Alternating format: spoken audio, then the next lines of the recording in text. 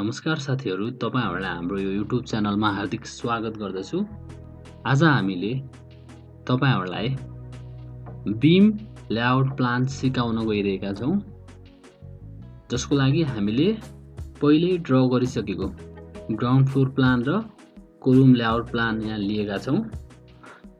बिल्डिङको floor plan र kolam layout plan हजुरले बनाउन जान्नु भएको छैन भने सिक्नको लागि हाम्रो अघिल्लो भिडियोहरु हेर्न सक्नुहुन्छ।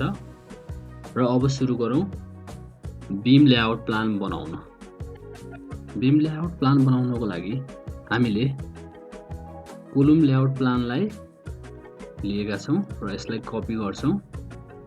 कपी गरिसकेपछि टेक्स्टमा हामीले beam layout plan for ground floor भनेर चेन्ज गरेका छौं। स्टेयरकेयर पोर्सनहरु सबै ठिकै छ। हामीले इरेज गर्ने छौं। यो C1 C2 लेखेको जुन कोलमको नोटेसनहरुलाई हामीले इरेज गर्ने छौं। हामीलाई कोलमहरु चाहिँ चाहिन्छ र हामी तिनीहरुलाई फाल्दैनौं र डाइमेन्सनहरु सबै ग्रिडहरु सबै चाहिन्छ, हामी तिनीहरुलाई फाल्दैनौं। र हामीले अब बीम ड्रा गर्न गइरहेका छौं। बीम ड्रा गर्नको लागि हामीले मल्टी लाइन कमान्ड युज गर्छौं। ml इन्टर गर्छौं र जस्टिफिकेसनको लागि j इन्टर गर्छौं र जस्टिफिकेसन 0 मा राख्छौं। त्यसपछि हामी स्केलमा जान्छौं। स्केल चाहिँ नर्मली हाम्रो बीम को विड्थ भनेको 9 इन्च हुने भएको र 9 टाइप गर्छौं र बीम लेआउट प्लान हामी ड्रा गर्छौं। हामीले मिड पोइन्टबाट ग्रिडलाई रेफरेन्स लिएर बीम लेआउट प्लानहरु हामीले ड्रा गर्न सक्छौं। हाम्रो बीमहरु स्ट्रक्चरल डिजाइनरले डिजाइन गरेको हुन्छ। तपाईहरु पनि बीम डिजाइन गर्न सक्नुहुन्छ। बीमका साइजहरु अनुसार तपाईहरुले बीम बनाउनु पर्ने हुन्छ।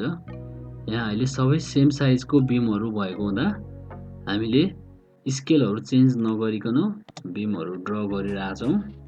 हामीले बीम ड्रा गरिसकेका छौं र बीमको नेमिङ गर्दछौं।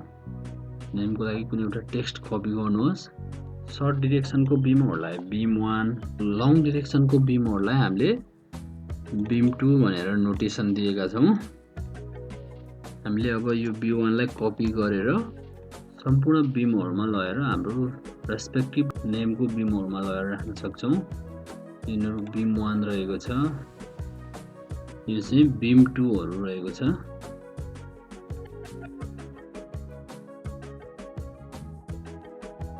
हामीले सम्पूर्ण बीमहरुलाई नेमिङ गरिसकेका छौं र हाम्रो बीम लेआउट प्लान पनि कम्प्लिट भएको छ।